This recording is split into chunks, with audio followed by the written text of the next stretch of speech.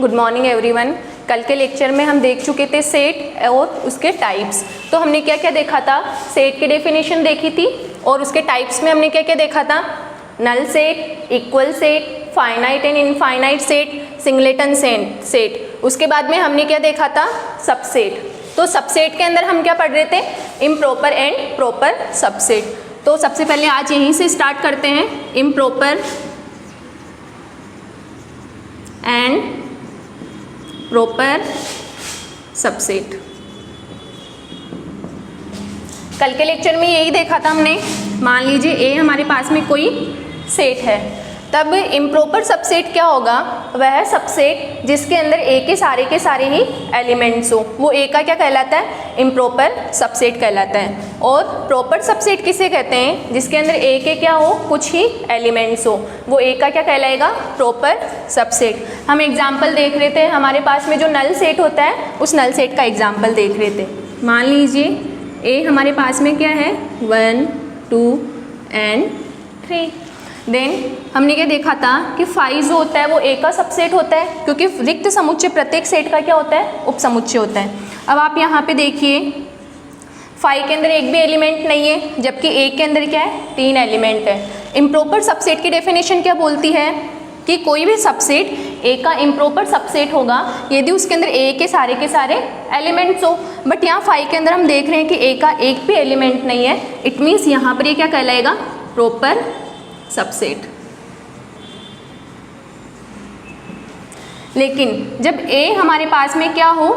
Phi हो, अर्थात ए हमारे पास में खुद ही नल सेट हो, इन दैट कंडीशन जो इसका सबसेट होगा वो फाई होगा।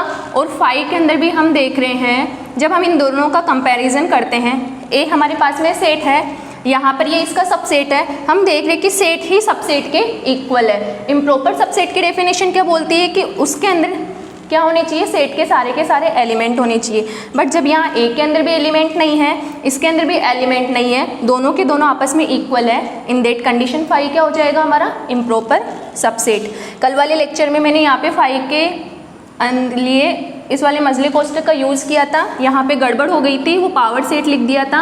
आप लोग इस मिस्टेक को सुधार लीजिएगा। यहाँ पर जो सबसेट होगा वो फाई ही होगा। तो ध्यान रखना, जब ए हमारे पास में क्या होता है? नॉन एम्प्टी सेट होता है, तब हमारा जो फाई होगा वो कहलाएगा प्रॉपर सबसेट। और जब हमारे पास में ए क्या होता है? नल सेट होता है, इन दैट कंडीशन हमारा जो फाई होगा वो यहाँ पर कहलाएगा इम्प्रॉपर सबसेट।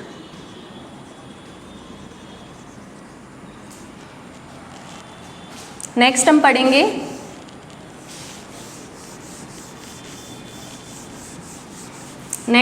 पढ़ेंगे पावर सेट, घात समुच्चय।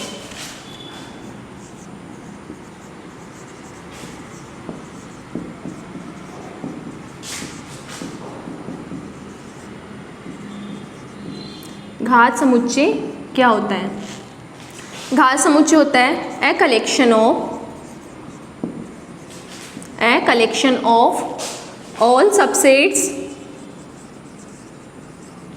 of A। जहाँ पे A हमारे पास में क्या है? कोई भी सेट है, तब इस सेट के जितने भी सबसेट्स बनेंगे उन सब का कलेक्शन क्या कहलाता है? पावर सेट कहलाता है। पावर सेट को डिनोट किया जाता है P ऑफ A से। P of A equals to X such that, जहाँ पे X क्या होगा? A का सबसेट होगा। अब मान लीजिए A की कार्डिनलिटी अगर मैं लेती हूँ n, A की जो ऑर्डर है वो n ली, अर्थात A के अंदर कितने एलिमेंट है? n एलिमेंट है। Then order of PA equals to हो जाएगा 2 की पावर n। हम इसको समझेंगे कि अगर A की कार्डिनलिटी n है तब पावर सेट की कार्डिनलिटी 2 की पावर n कैसे हुई? क्योंकि 2 की पावर n यहाँ पर है क्या? जो A है उसके सबसेट्स का ही तो कलेक्शन है। तो A के हमें क्या निकालने? टोटल नंबर ऑफ सबसेट्स निकालने हैं। हम इसे एग्जाम्पल के थ्रू समझेंगे।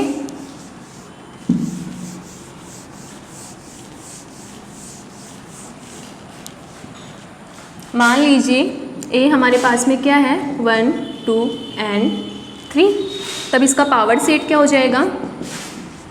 5, 1, 2, 3 1 2 2 3 1 3 एंड 1 2 3।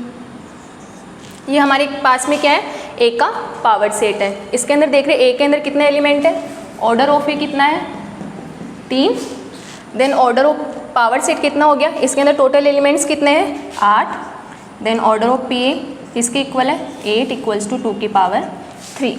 अभी यहाँ पर 8 को हमने 2 की पावर 3 ही क्यों लिखा, ये हम इस प्रकार समझ सकते हैं। आपको पता होगा जब हमारे पास में कोई सेट होता है तो सेट के हम सबसेट्स किस प्रकार बनाते हैं, जितने एलिमेंट्स होते हैं टोटल एलिमेंट्स, उन एलिमेंट में से हम थोड़े थोड़े, जैसे पहले स्टार्टिंग करी हमने 0 से, कि हमने पहले 3 में से 0 एलिमेंट चूज़ करें, फिर 3 में से हमने 1 एलिमेंट चूज़ किया, फिर 3 में से 2 एलिमेंट चूज़ करें।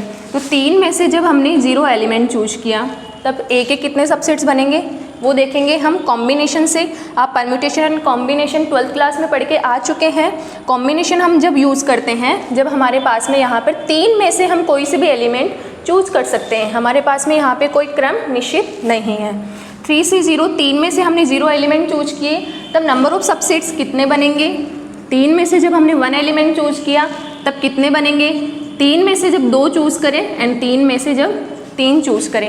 हम यहाँ प्लस साइन का यूज़ करेंगे क्योंकि हम टोटल नंबर ऑफ सबसेट्स निकाल रहे हैं, हम सबसेट्स को क्या कर रहे हैं, काउंट कर रहे हैं। तो 3 से 0 आप NCR की वैल्यू जानते हैं, NCR equals to n factorial upon n minus के r factorial into r factorial होता है। तो 3 से 0 की वैल्यू 1, 3 से 1 की वैल्यू 3, 3 से 2 की वैल्यू 3 एंड 3 से 3 की वैल्यू 1, कितना हो जाएगा 8।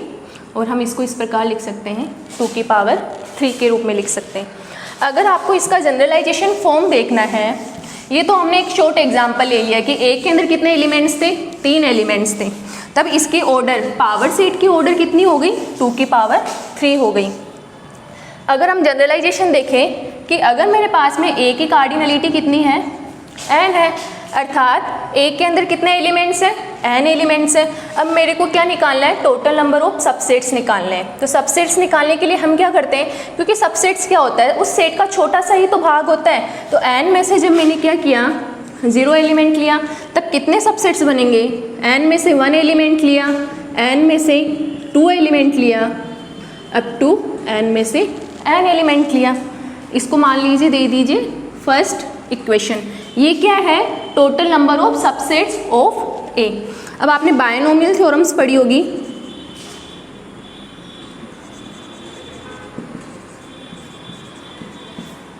वन प्लस एक्स की power n equals to NC0 plus NC1x plus NC2x square up to NCn x की पावर n।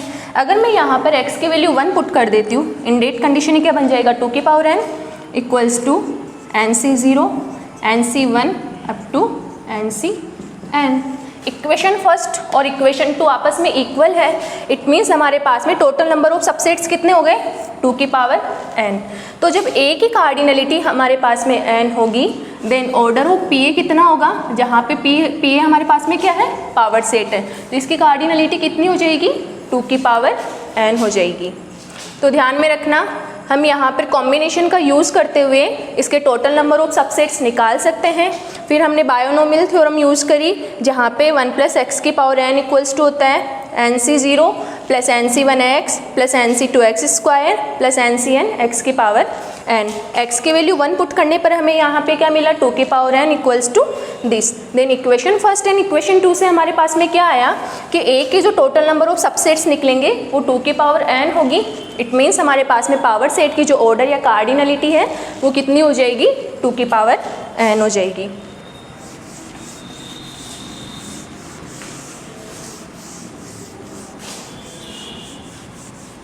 नेक्स्ट हम पढ़ेंगे, हम लोग फंडामेंटल सेट ऑपरेशंस पढ़ते हुए आए 11-12 से। Fundamental set operations, fundamental set operations क्या होती, मूलभूत समुच्चय संक्रियाएं। आप देख चुके हैं यूनियन, इंटरसेक्शन एंड डिफरेंस, इन तीनों को हम क्या बोलते हैं फंडामेंटल सेट ऑपरेशंस। अब हम इनकी प्रॉपर्टीज देखेंगे।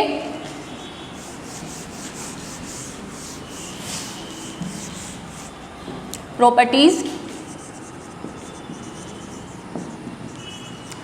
फर्स्ट प्रॉपर्टी है हमारे पास में आइडम्पोटेंट। आइडम्पोटेंट को हिंदी में बोलते हैं वर्गसम। आइडम्पोटेंट प्रॉपर्टी क्या होगी, मान लीजिए कोई भी हमारे पास में ए सेट है, देन ए यूनियन ए के इक्वल होगा एंड ए इंटरसेक्शन ए किसके इक्वल होगा, ए के इक्वल हो जाएगा। ये हमारी आइडम्पोटेंट प्रॉपर्टी होती है। Next identity. आइडेंटिटी को हम बोलते हैं तत्समक। तत्समक क्या हो जाएगा, A union phi equals to A के अंदर आप फाई का यूनियन कर रहे हैं तो ए ही मिलेगा, ए का जब आप इंटरसेक्शन कर रहे हैं फाई के साथ देन फाई मिलेगा। थर्ड प्रॉपर्टी होती है हमारी कम्यूटेटिव। क्रम विनिमेयता। क्रम विनिमेयता क्या होती है, A union B equals to B union A, similarly A intersection B equals to B intersection A हो जाएगी।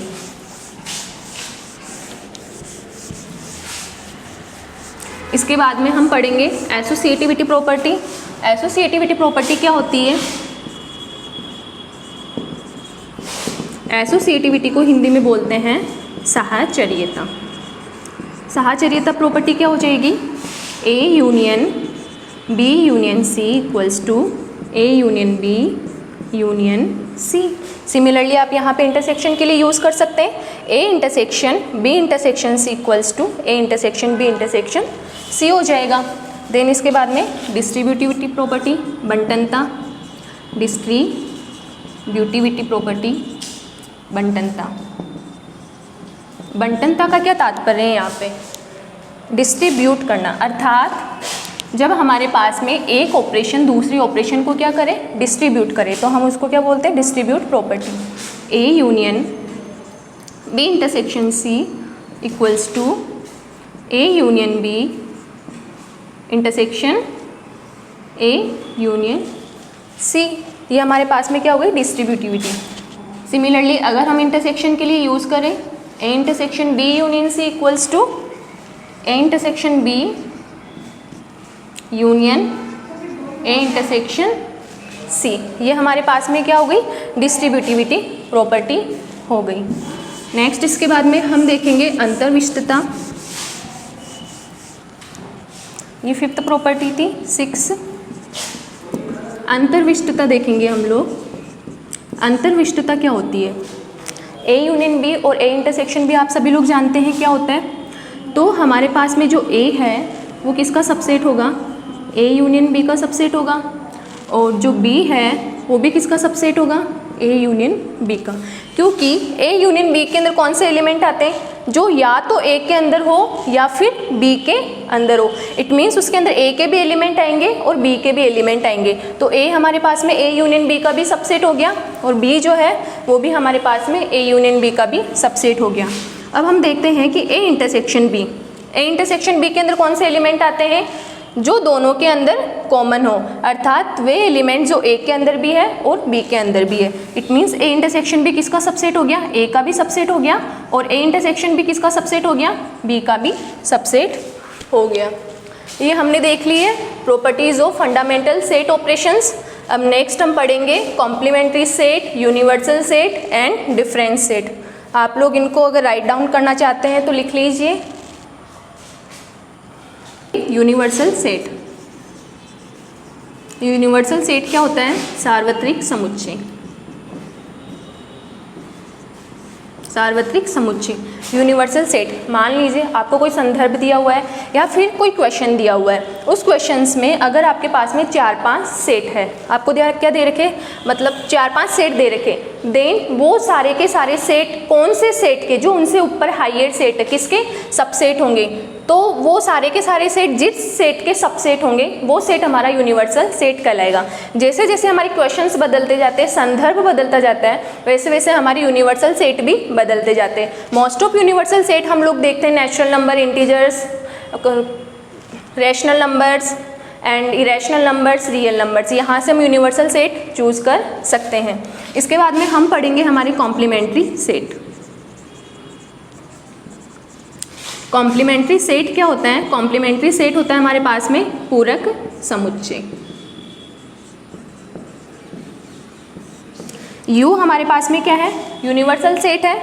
A हमारे पास में क्या है? कोई सेट है। Then U minus A equals to क्या कहलाएगा? A complement. ये हमारे पास में A कॉम्प्लीमेंट यहाँ पे क्या होता है? कॉम्प्लीमेंट्री सेट होता है। तो A कॉम्प्लीमेंट इक्वल्स टू हो जाएगा X, जहाँ पे X किसको बिलोंग नहीं करते हैं? A को बिलोंग नहीं करते हैं, अर्थात वो एलिमेंट क्या होंगे? A के नहीं होंगे। हम इनको वेन डायग्राम से भी समझ सकते हैं। U हमारे पास में यूनिवर्सल सेट है, A मेरे पास में क्या है? यहाँ पे कोई सेट है। देन A कॉम्प्लीमेंट क्या हो जाएगा? ये जो बाहर वाला शेडेड एरिया होगा वो हमारे पास में क्या होगा? A कॉम्प्लीमेंट हो जाएगा। इसके बाद में हम पढ़ेंगे डिफरेंशिएट।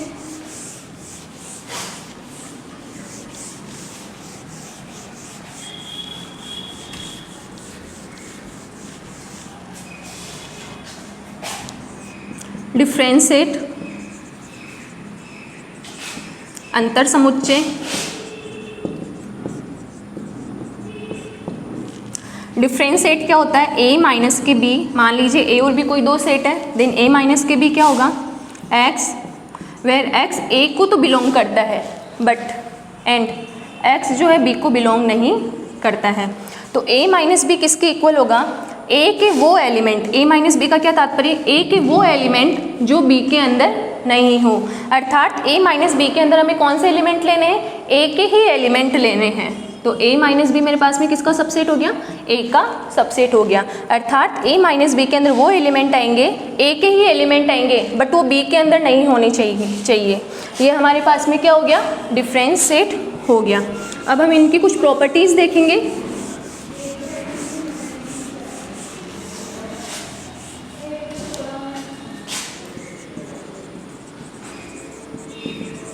प्रॉपर्टीज़ देखेंगे किनकी? कॉम्प्लीमेंट्री सेट एंड डिफरेंशिएट की।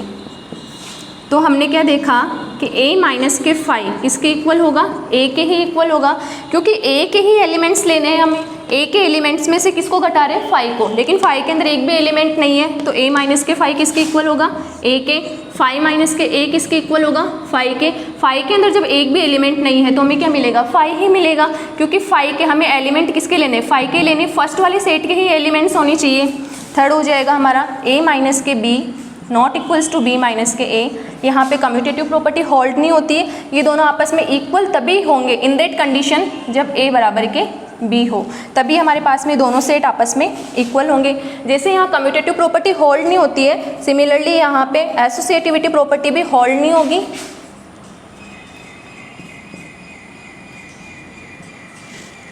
ये किसकी प्रॉपर्टीज़ हो गई हमारे पास में? डिफरेंशिएट की प्रॉपर्टीज़ हो गई। अब कॉम्प्लीमेंट्री सेट की प्रॉपर्टीज़ देखेंगे हम। फर्स्ट प्रॉपर्टी, A कॉम्प्लीमेंट का कॉम्प्लीमेंट किसके इक्वल हो जाता है? A के इक्वल हो जाता है। Second, A union A complement क्या मिलेगा हमें? यूनिवर्सल सेट मिलेगा। Third, A intersection A complement किसके इक्वल मिलेगा? फाई के इक्वल मिलेगा, क्योंकि दोनों के अंदर कुछ भी कॉमन नहीं है। आप इन सब चीज़ों को वेन डायग्राम से भी समझ सकते हैं, या फिर आप कोई एग्जाम्पल लेके अपने हिसाब से सेट करके वो भी समझ सकते हैं। इसके अलावा जो हमारे पास में कॉम्प्लीमेंट्री सेट के अंदर जो मोस्ट प्रॉपर्टीज़ है दो, वो है डी मॉर्गन लॉ की। डी मॉर्गन लॉ की प्रॉपर्टीज़ को आप लोग ध्यान में रखिएगा। आगे ग्रुप थ्योरी के अंदर बहुत सारी थ्योरम्स के अंदर वो दोनों प्रॉपर्टीज़ काम में आएगी। Then De Morgan law,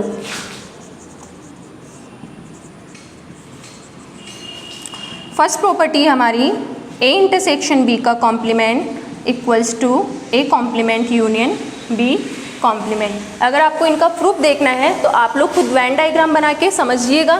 second, A union B का complement equals to A complement intersection B complement. ये हमारे पास में क्या हो गया? De Morgan law. इसको नोट करके लिख लीजिएगा, ये वेरी इंपॉर्टेंट है, आगे हमेशा बहुत काम में आएगी। और आगे हम ऑर्डर सेट रिलेशन हम कल नेक्स्ट क्लास में पढ़ेंगे। Thank you so much.